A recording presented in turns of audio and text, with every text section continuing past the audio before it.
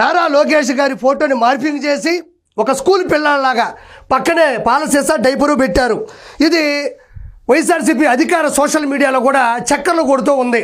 అంటే ఆయన దృష్టిలో ఏంటంటే నారా లోకేష్ గారు చిన్నపిల్లోడు వెళ్ళి ఆడుకో అమ్మా అని. నేను ఇప్పుడు సూటిగా జగన్మోహన్ రెడ్డిని ప్రశ్నిస్తున్నా, ఎవరు చిన్నపిల్లాడో నాకు ఇప్పుడే తెలిసిపోవాలి.